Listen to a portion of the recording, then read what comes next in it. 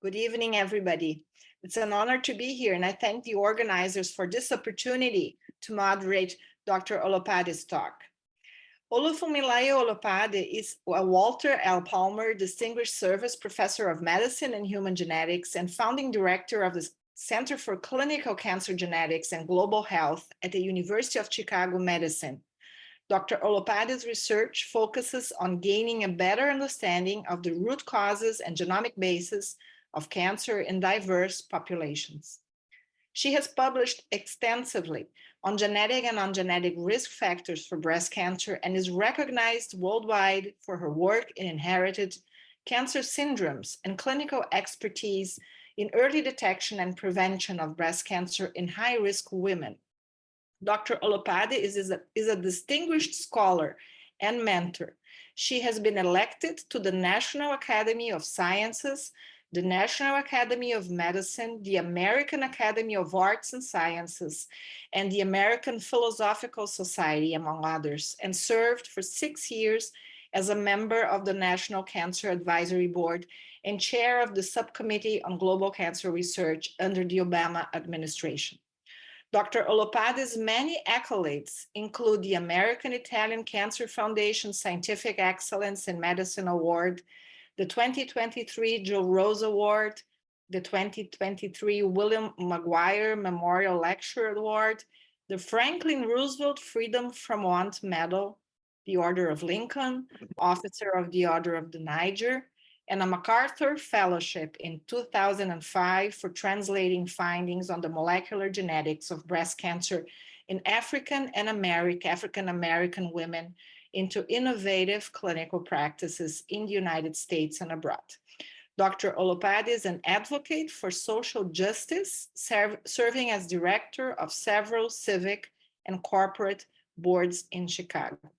On a more personal note, Dr. Olopade has been a very important influence and positive influence for our researchers in Brazil, and she has collaborated with many South American researchers as well.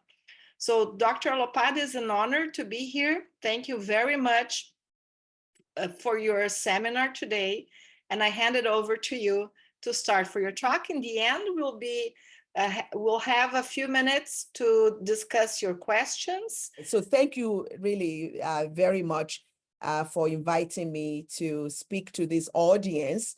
And I'm going to try to make it a casual discussion because, you know, I'm not a native English speaker.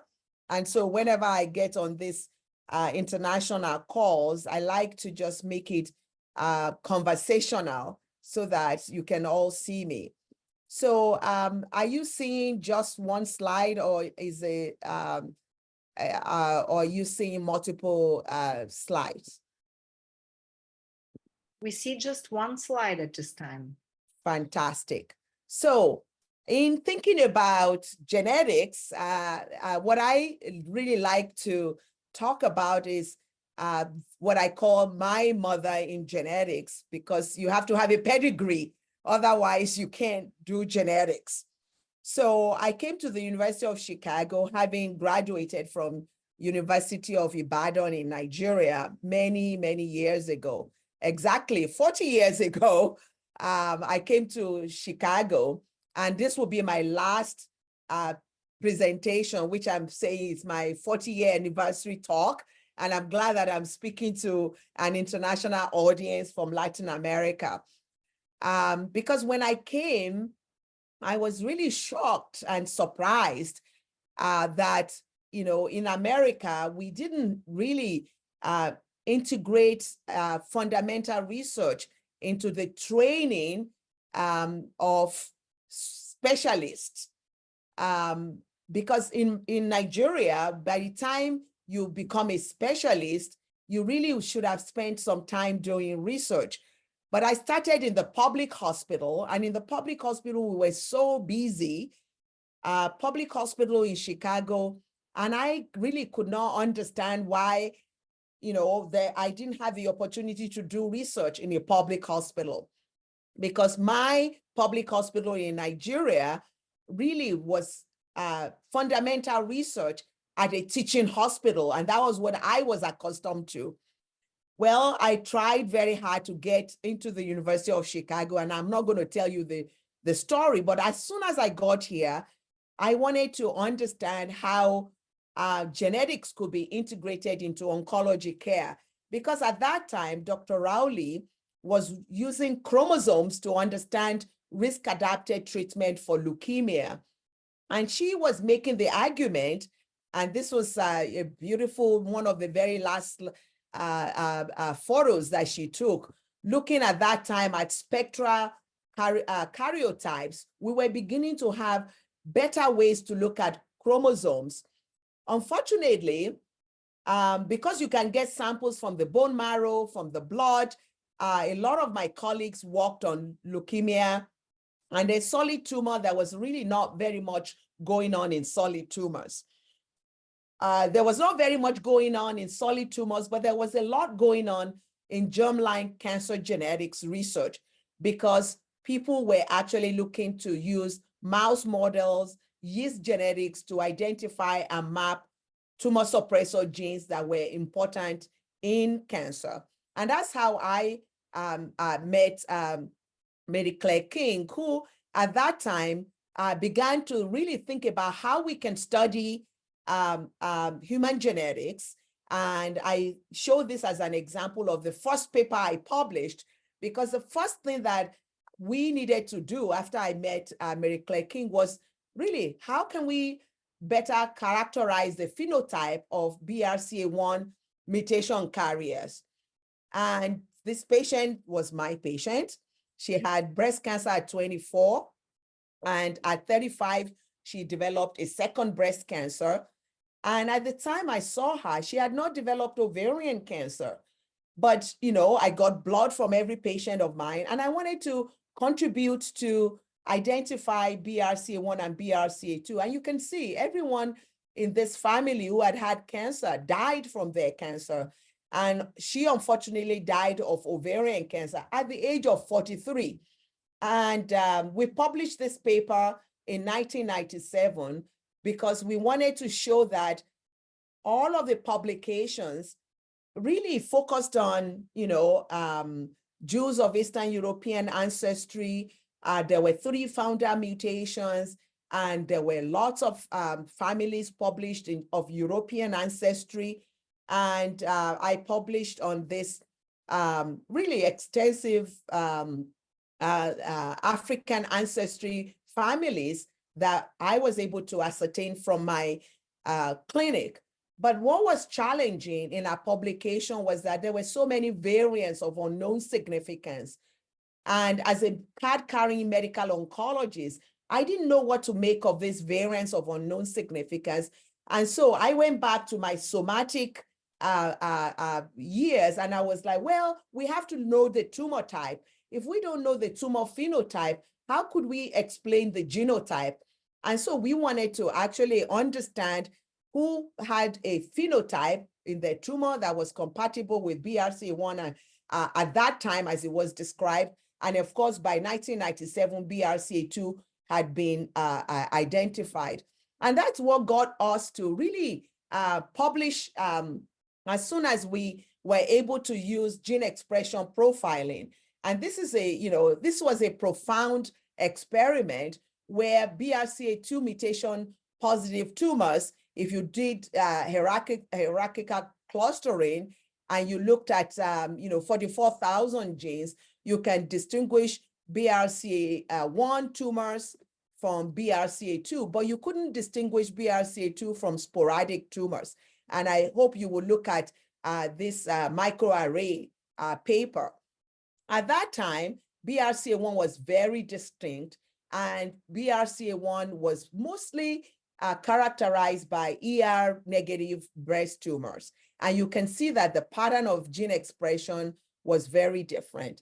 And however, there was one BRCA1 methylated tumor that was epigenetically regulated and clustered with BRCA1 mutated, whereas the other tumors sort of could not be separated. So we then started thinking about whether there were epigenetic mechanisms for inactivation and loss of both estrogen receptor and BRCA1 gene function. And that's why majority of BRCA1 mutation carriers had aggressive ER-negative breast cancer. Very distinct, even the age of onset was distinct. And we had this understanding as far back as 2001. So then fast forward, I then started really thinking about who gets ER-negative breast cancer and who gets ER-positive breast cancer. But before we moved forward, we wanted to look at if we were able to do fluorescent in situ hybridization, could we look at copy number changes in the tumors and then correlate them with BRCA1 expression? So this paper we published shortly after really looking at the link between BRCA1 copy number and chromosome 17 aneuploidy. And at that time, we showed that you can have between methylated and unmethylated tumors. If you are looking at BRCA1 methylation, you can actually look at primary breast tumors. You can look at normal breast cancers. You can look at cell lines, and then you can overlay primary breast tumors that have BRCA1 methylated, and then look at them by fluorescent in situ hybridization by FISH. So was very clear to us that your genotype can actually determine the phenotype of your tumors, and that the chromosome 17 aneuploidy and genomic instability was a hallmark of BRCA1 associated breast cancers. Then we wanted to ask the question, if you now have shown that ER-negative breast cancer, and by that time, people had now started really looking at Lumina A using gene expression profiling, basal-like breast cancer, HER2-enriched breast cancer, and then, of course, using immunohistochemistry. So, Dijon Ho was my first postdoc who came and has been the cancer epidemiologist in our laboratory, and now he has his own independent research. And Chuck Peru, who was a postdoc when we started collaborating, now has his own independent and has contributed a lot to breast cancer research. And we asked the question, if we go across West African ancestry, do breast tumors from different ancestral populations have similar genomic properties and evolutionary trajectory? And so this experiment was published in JCO in 2009, and then Adeniji published in the East African Medical Journal in 2016, because we really wanted to see whether we could replicate some of the findings. And it took us a while, but we were able to show that the younger you are and the more African ancestry you had, the more you had unclassified tumors. If you use protein immunohistochemistry, or if you use standards that have been replicated in predominantly white populations that tended to have postmenopausal breast cancer. So looking at this pattern and looking at how many African ancestry groups had younger onset breast cancer and their cancers could not be classified, we then thought we needed to really double down and study African genomes. And as we begin to study African genomes, one of the things that really got everybody excited is the fact that immunotherapy and, of course, the PARP inhibitors came into the oncology platform.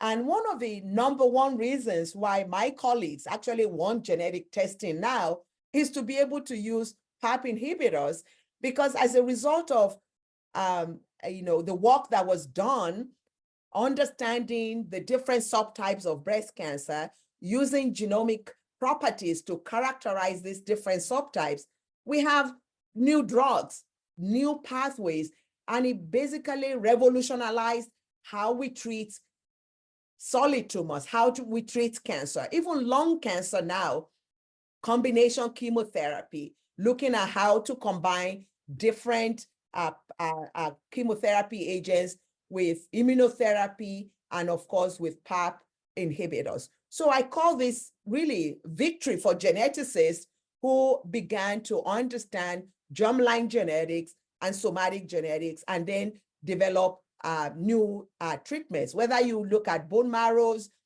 you look at lymphomas, anywhere you look at in hematology oncology, you will see that we're now talking about risk-adapted treatment and we're talking about precision medicine. And none of this would have been possible if it wasn't the fact that we were putting germline genetics with somatic genetics.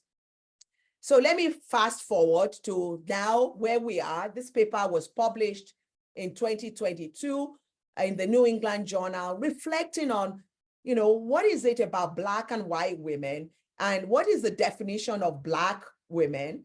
And in America, race is a definition.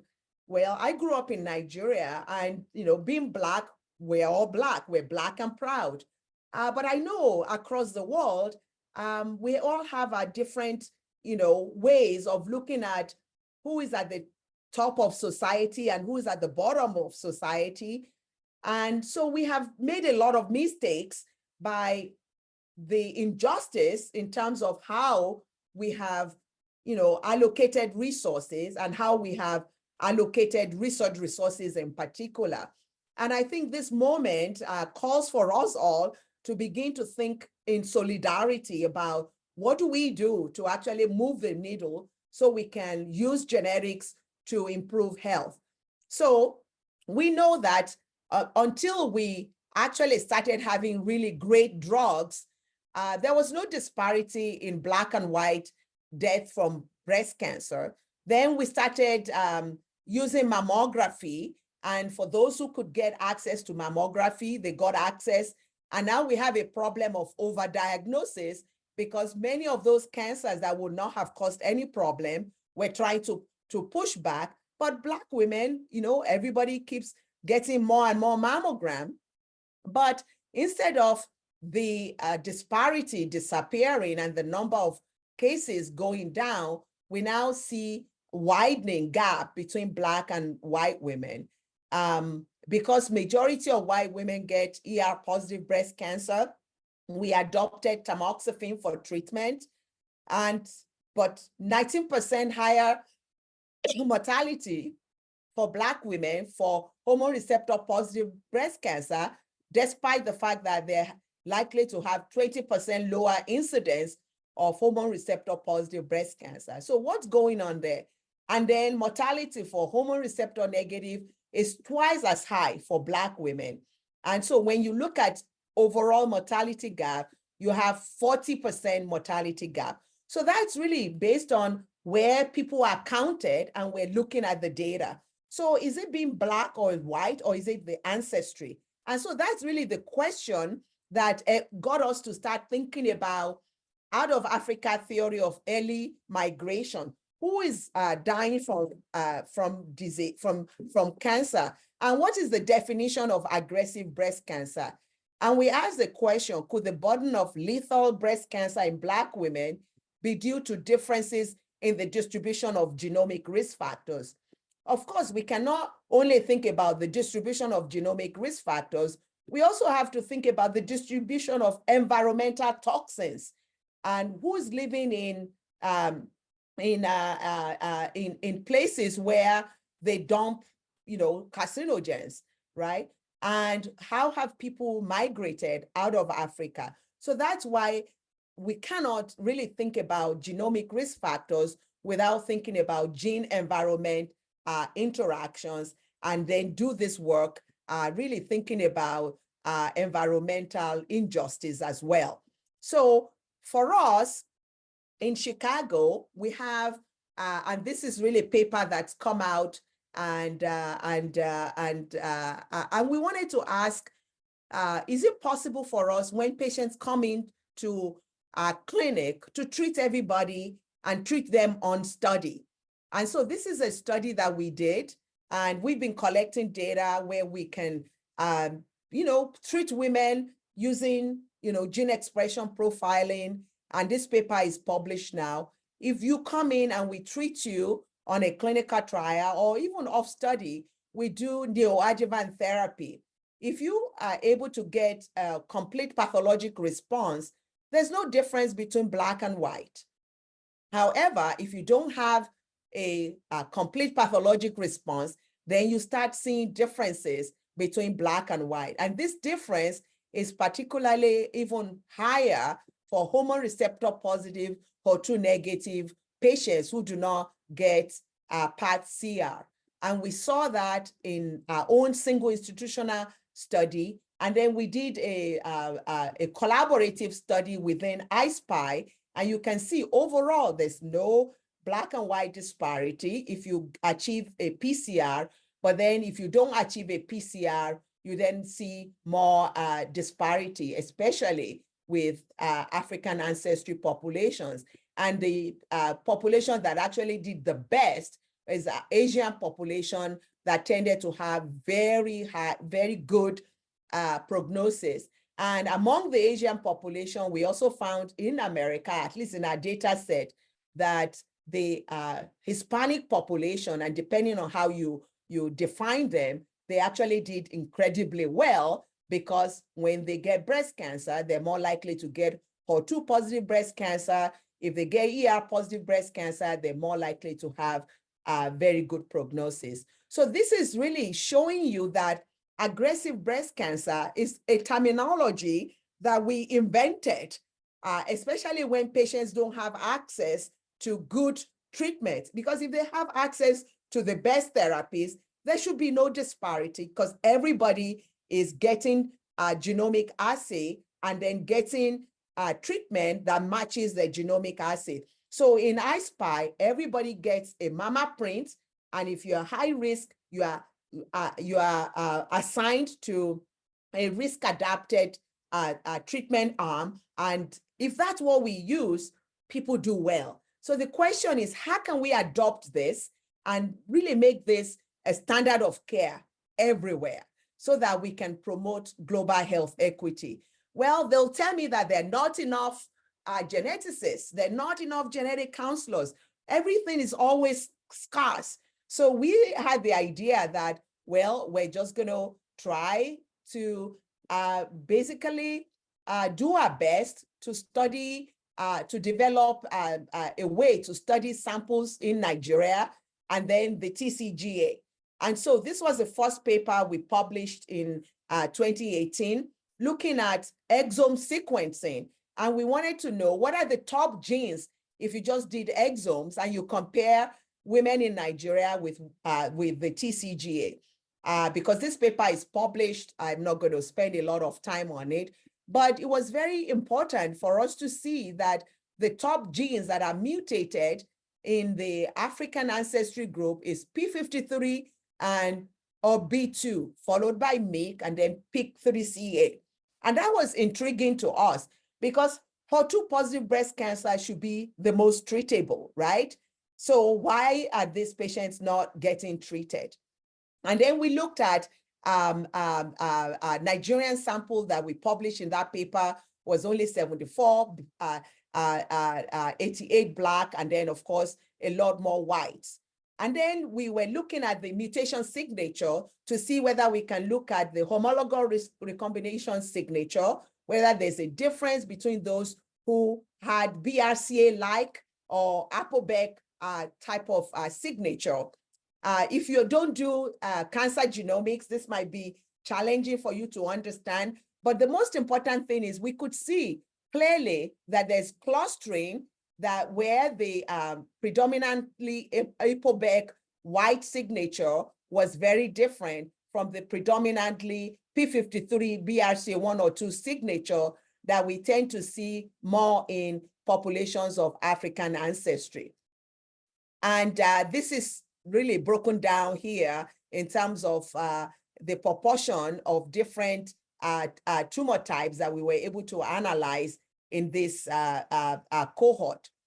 And that got us to really begin to think about, are there differences across different populations? So this is Su Wang has also published from Cancer Research Malaysia, looking at, is there a difference between the proportions with P53 mutations? And because I'm talking to a predominantly Latin America population where P53 is an important gene in Brazil, I put this some slides in because you see different gradation of P53 mutation, PIK3CA mutation, GATA3 mutation, and CDH1 mutation. And the Nigerian and TCGA African American tend to have a lot more GATA3 mutation for reasons that we will come back to later. You can also see that they tend to have more P53 mutation. So the question is this a mutation or signature of the fact that these people have environmental injustice, or is it that there's a haplotype that is predisposing to having these mutations? Those are questions that I think remain unanswered. So then we then, my husband is an asthma doc, and we study asthma in Chicago. And you can see, as a result of environmental injustice and household air pollution and pollution, a lot of big cities are cleaning up. They are, Chicago is now much more cleaner than it ever was. So you can actually go out. A lot of people live in the mountains where they are running away from big cities, where they are not going to be going around polluted cars. But poor people everywhere are still living in places where there's evidence that there is environmental injustice, and especially with climate change and household pollution. So the consortium on asthma among African ancestry populations includes a huge consortium that was in Latin America, and we're trying to understand what is causing the high rate of asthma deaths in Chicago. And then my husband and I went to go and look in Nigeria because there's a hygiene hypothesis, only to discover that if you do a pan-genome assembly from deep sequencing of people of African ancestry, we were missing 296 million base pairs, right? So even the reference genome did not include 10% of the African genome. So not only do we have environmental injustice, we also now, at that time, we were analyzing data that was not complete. So this is why we have to really begin to look at what are the questions that we're asking and how are we developing or designing our experiment to make sure that we don't perpetuate injustice. So that's why we then started really doing whole genome sequencing of tumor normal pairs from Nigeria, so that we can begin to see how we can now use different ways to classify our tumors. We started this experiment by looking at 97 whole genomes from Nigeria. There were only 30 Blacks in TCGA and 46 whites in TCGA because the genome was expensive, so you didn't have a lot of genome deposited. But we wanted to learn. And so we were able to find novel signature or indel B, which showed a clear positive climb from white to Black to Nigerian groups, both in prevalence and activity. But these are small numbers, right? What is 100 Nigerian genomes compared to 200 million people who live in Nigeria? So that's why, as we begin to think about what experiments are we going to do, how are we going to pull everybody together, we know that the HRD signature is very important in terms of homologous recombination, defect repair, in terms of whether you will even respond to PARP inhibitors, or what types of breast cancer will respond to immunotherapy. So all of these questions remain unanswered, and we need geneticists to be able to help us really figure this out. So We then, of course, by the time we did our study, there's a new way for us to use CORD, a new bioinformatics algorithm, to classify tumors. And this paper also is published now. And we found that 34% of Nigerian and TCGA whole genome sequence tumors have HRD. Nearly 30% have HER2 enriched tumors. And we think this is an opportunity to design biomarker-informed and more effective therapies. If you, however, go all over the world, even though you have more HER2 positive breast cancer among these populations that are young and have HRD, all over the world, majority of women who have HER2 positive breast cancer do not have access to treatment because everyone says, oh, it's already metastatic, we cannot treat it. And you can see now we have in this group, we have BRCA1, we have BRCA2, we have PALB2. We're sequencing their tumors, but from their tumors, we're finding they have germline, HRD, BRCA1 type, and BRCA2 type. And we see white, we see black, and we see this Nigerian two patients that have huge numbers of BRCA1 type HRD. So we have BRCA1 gene mutated in their tumors. So how are we going to treat these patients now that we know that they have these mutations? And so this really is calling us to begin to think about, how do we design our experiment? And so we looked at analysis of HRD CORD results across clinical subtype and ethnic groups.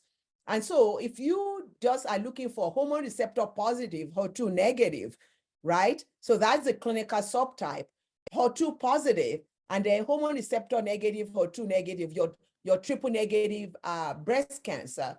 And you will find that, of course, this is N of 15, we have more. And if we use our HRD threshold here, you can see there are many more people with this phenotype than the proportion that you will just see just by doing germline BRCA1 testing. So we're learning a lot about how do you actually define treatment outcomes. So let me quickly end by saying that in our lab, we're now really focused on, who has GATA3 as an early mutation in their tumor and who has P53 as an early mutation. Because in Brazil and maybe in other Latin American countries, we can now see that some people inherit P53 mutation and their breast cancer is because of P53.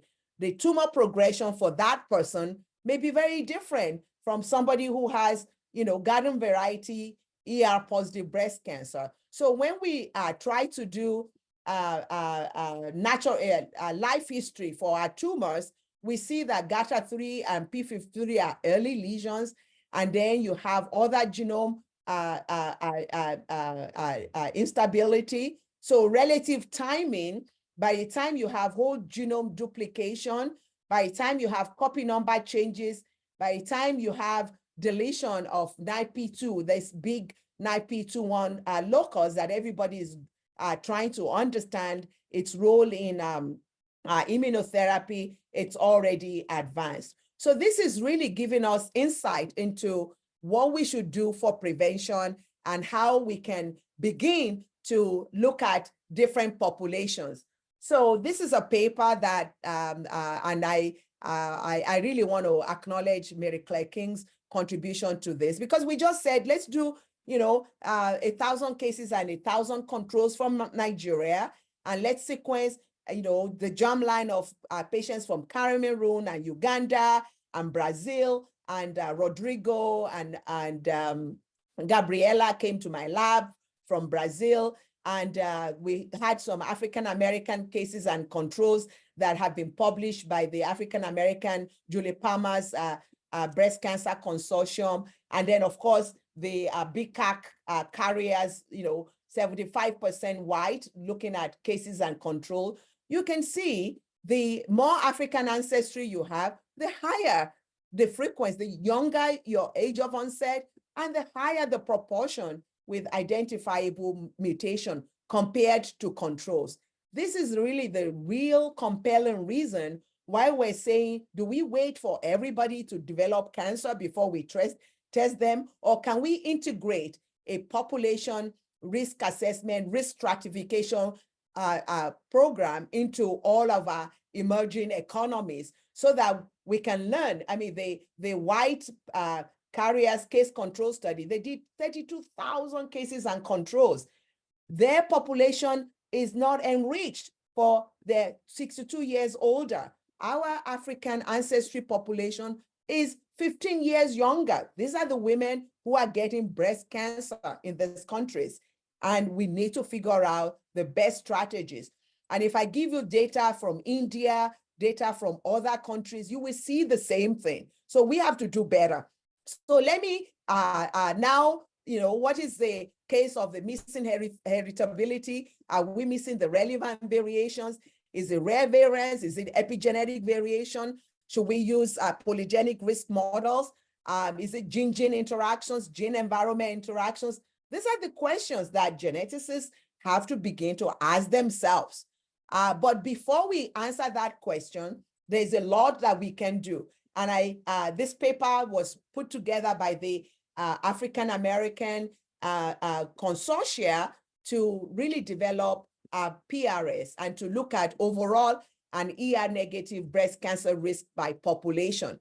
And so, depending on whether the population is African, Latino, Asian, European, everyone says you can use the PRS 313 that was developed by the Breast Cancer Association Consortium, and you can use it. But when you use it in populations of African ancestry, it doesn't separate as well as you see with the European ancestry group. So that's where people then start saying, well, should we use it? Should we not use it? Should we develop our own, genetic ancestry PRS core? While the debate goes on, others are just replicating. Well, let's see if it replicates among Asian.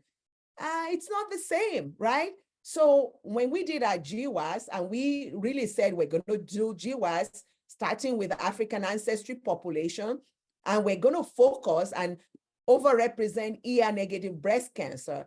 And if we did that, then you can see our PRS that we're trying to develop and publish is replicating a little bit better for ER-negative breast cancer. You can see there's even better separation for ER-negative in European ancestry groups. So if we really want to move forward, we are not going to lump all breast cancer and say you have breast cancer. We know breast cancer is heterogeneous, and we are really excited to begin to think about ER-negative breast cancer. It doesn't matter whether the ER-negative, HER2 positive, but what really propels ER-negative breast cancer, because ER-negative breast cancer is aggressive and it knows no boundary. My postdoc came to me. She's a PhD in physics, and she came to my lab. She was diagnosed with breast cancer under 30 and is living with metastatic breast cancer, but has been able to take immunotherapy, and the immunotherapy is allowing her to continue to work, to move the needle. And she joined up with a postdoc that we in our lab from University of Ibadan in Nigeria. And together, they are advancing what we are seeing for our mutation carriers. We published this paper. We have to almost do MRI every 6 months. If we don't do MRI every 6 months, by the time you find them at age 29 or age 30, these women already have node positive ER-negative breast cancer. And right now, there's no way to screen for those patients. So we're really looking to develop a network so we can figure out how best to find everyone by integrating germline and other risk factors to develop risk assessment tool.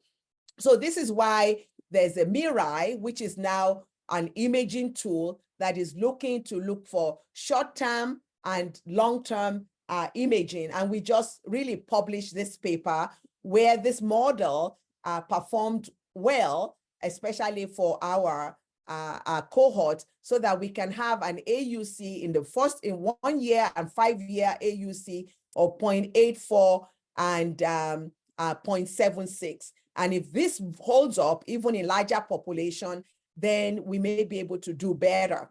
And what we want to do is we want to develop a cheaper, faster, and more accurate than conventional MRI or mammogram to be able to identify people at high risk for aggressive breast cancer. And now we have the Chicago Alternative Prevention Study that we're hoping will allow us to learn a lot more about the trajectory of different types of breast cancer. If we do that, hopefully we'll be able to help patients like my patient. So this woman is married to this family. She at 39 developed HER2 positive breast cancer. It was actually stage 4, but we gave her Herceptin, and immediately everything melted. She had a 10-month-old baby. She thought she was going to die, and she didn't die because she got early access to HER2 targeted therapy. And this woman had triple-negative breast cancer, extensive family history. The family keeps telling us, you know, do the research. We want to know. She developed bilateral breast cancer. Now she has ovarian cancer, but we actually don't know. We have not identified the mutation yet, which means we need to continue to do research in different populations to find out why people get breast cancer. But before we know why they get breast cancer, we can treat them effectively. So this woman, we treated her effectively. She's alive. This one, we treated her effectively. She's alive. Unfortunately, this young woman died prematurely. And I think we must really work hard at preventing premature deaths so that everyone can survive a diagnosis of breast cancer. So Susan G. Komen says, where you live should not determine whether you live.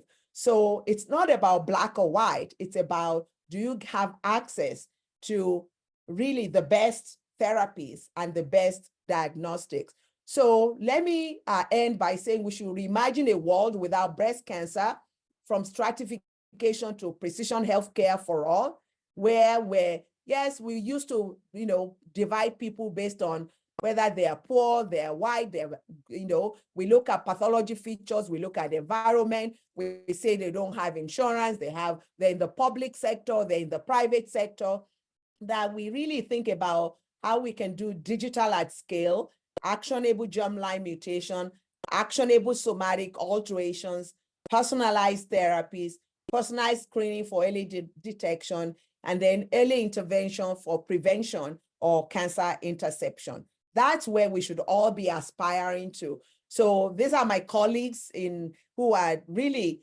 now developing clinical trials to treat patients with HER2 positive breast cancer in Nigeria. We completed ARETA 1.0, and now we're going to start ARETA 2.0. And I'm pushing, you know, pharma to work with diverse populations. These women are young. They may not have the same comorbidities that people in the West have. Let's learn from them. These are my medical students in Nigeria who were part of the action, learning collaboratively to see what we eat, what we drink, and I look at the spread of food. They're not fat, they're not obese, they're just young people getting cancer that we have not been able to study. So these are, of course, I've benefited from the first person who came to my lab was actually a pathology from Nigeria who came and said, all these things that they're talking about, ER positive breast cancer, I've never seen it in my country.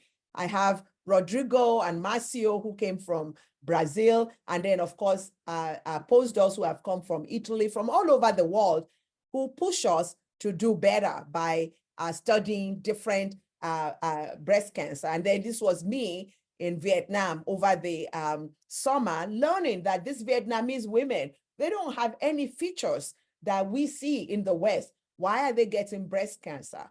Why do they surround me with flowers and it's beautiful? Those are all questions that I think we can ask. And, of course, my family supports this work because they also like traveling all over the world. So thank you. And I'm going to end and stop sharing. Thank you for a magnificent overview, Fumi. This was very, very inspiring. And I want to encourage everybody that is in the audience to place your questions in the chat or open your microphone and share with us your thoughts and questions for Dr. Olopade. I was going to start with the question for me. I think one of the most important and inspiring things that I've always heard you discuss is the importance to really identify in a population the different risk stratification.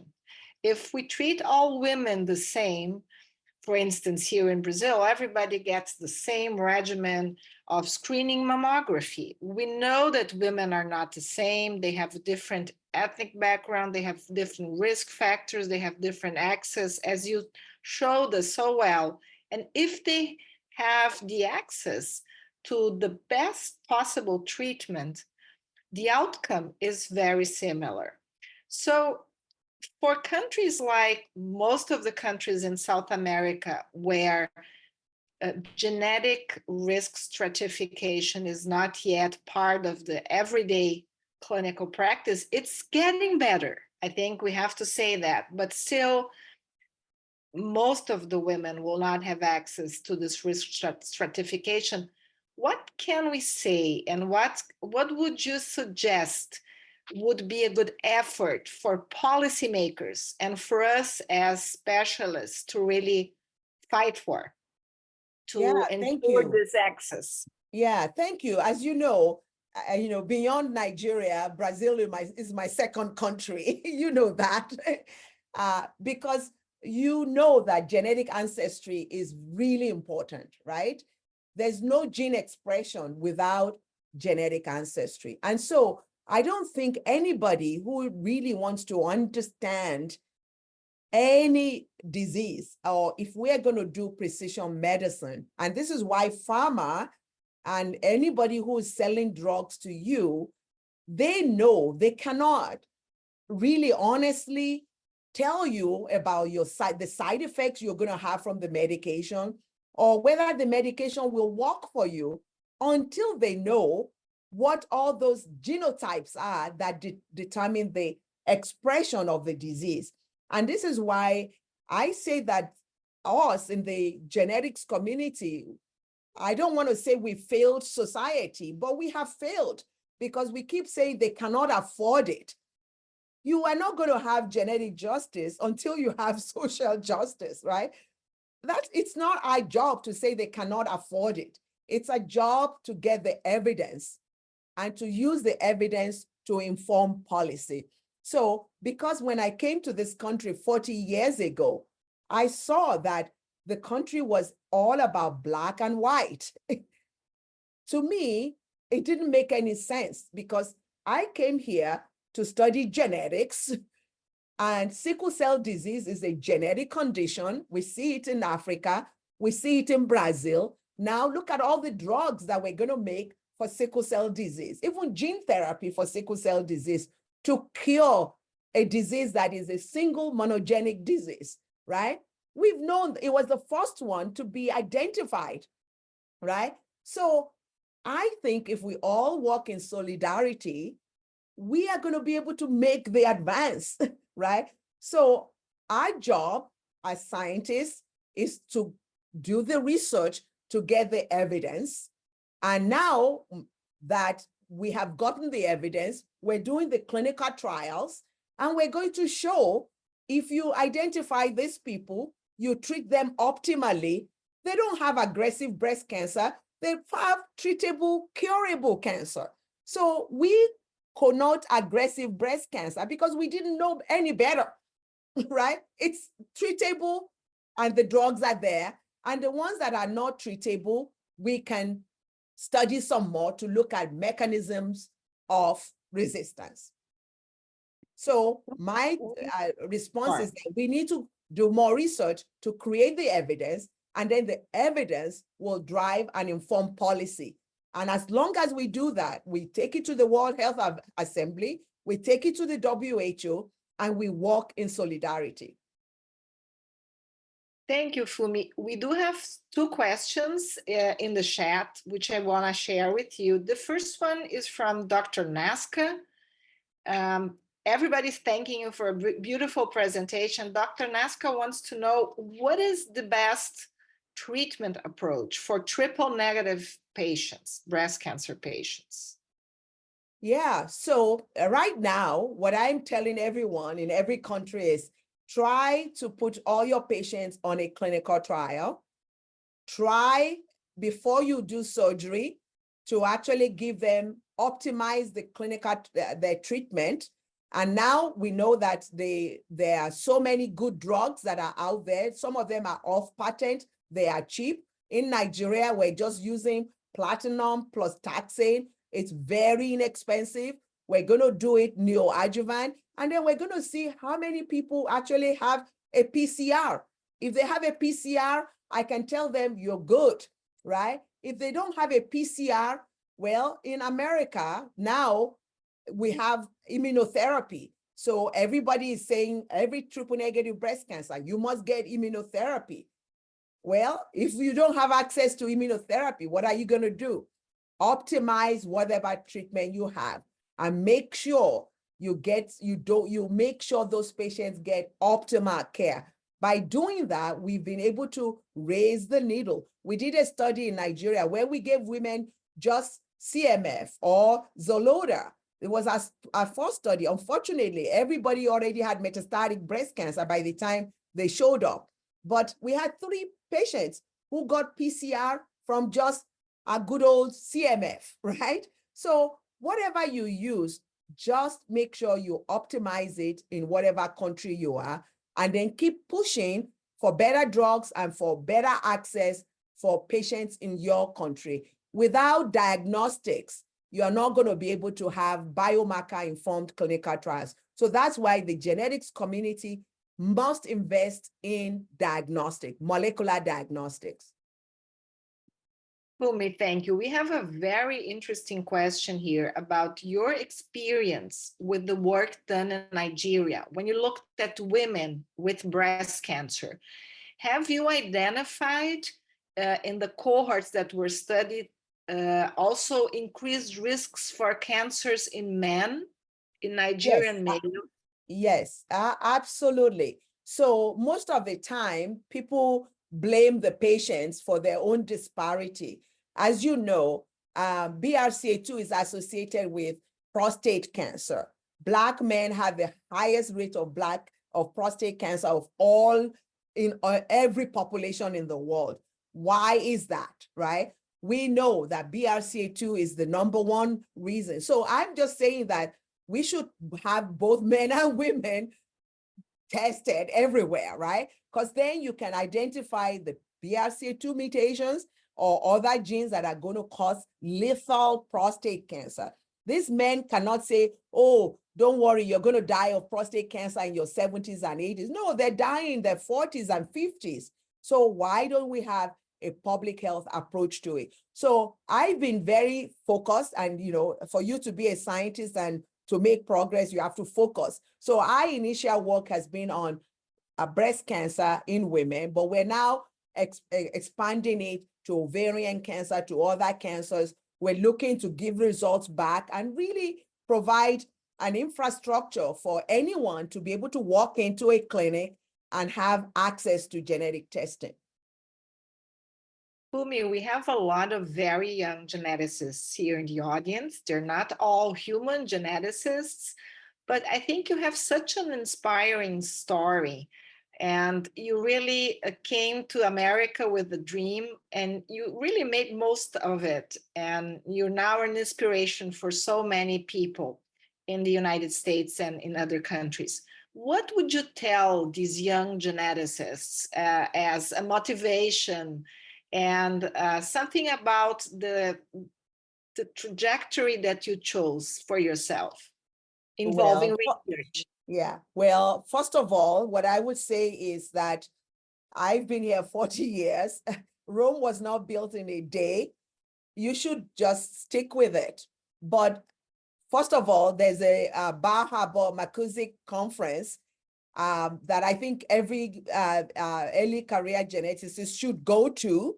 And you may, meet other yeast geneticists. It's there's I think it's the best genetics conference to go to.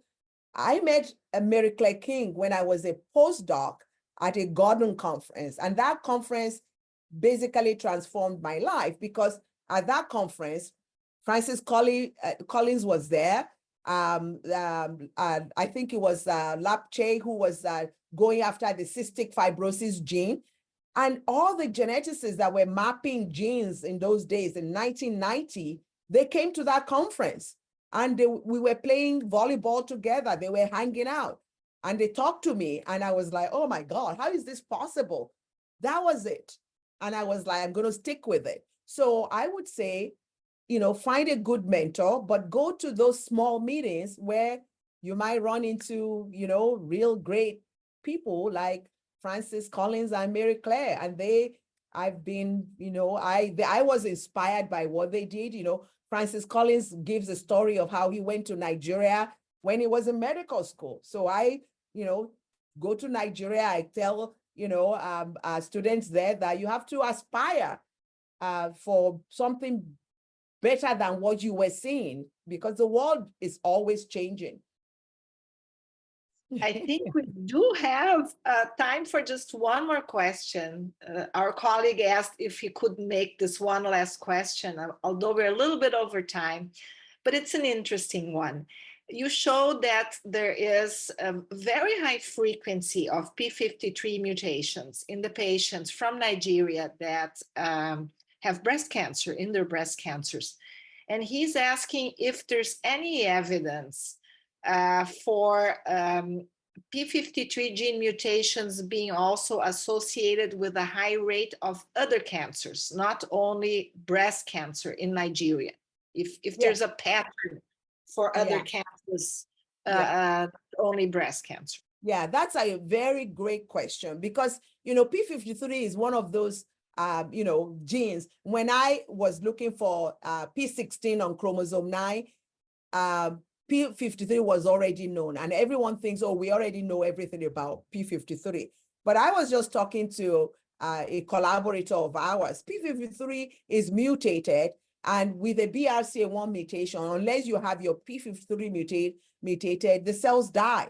And still we don't understand why is it an early event in some cancers. In Brazil, we have germline P53 mutation that leads to, adrenocortical cancer, and it's a founder mutation, right? And we see that as being very common in Brazil.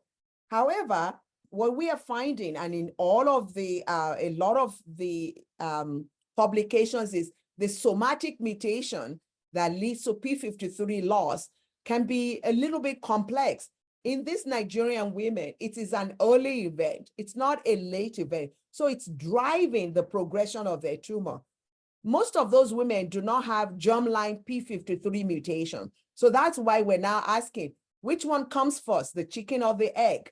How did they get the P53 mutated? What's the upstream? Is it what they ate? Is it, why is this? So there's a lot of work for us to do, and we don't know all the answers, but we do know that there's still more work to do with both P53 and the work is not done.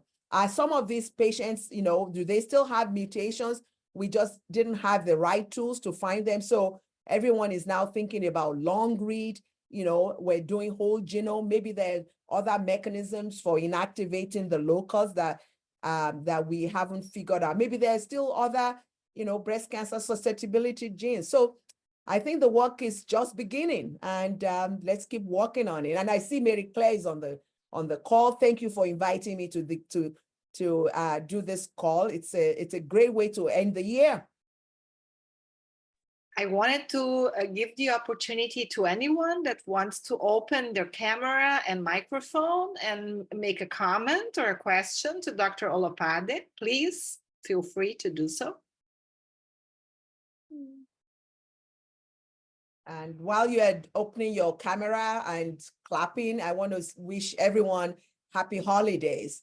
And this is the moment in time when we have to all work in solidarity.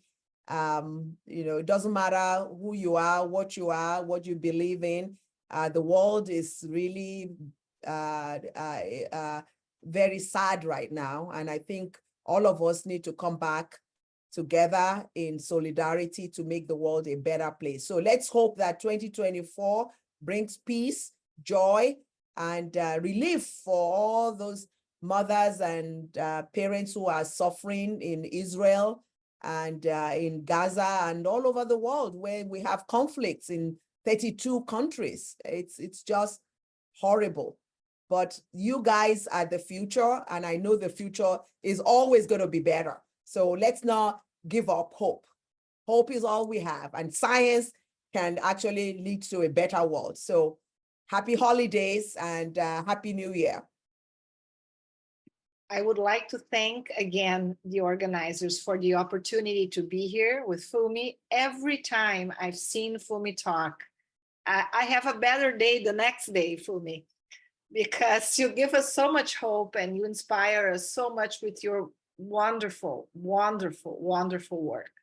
Well, so I think it was really amazing. I think that several of our audience are not directly involved with this work, but again, it inspires us to move forward and to really use all our energy for the best.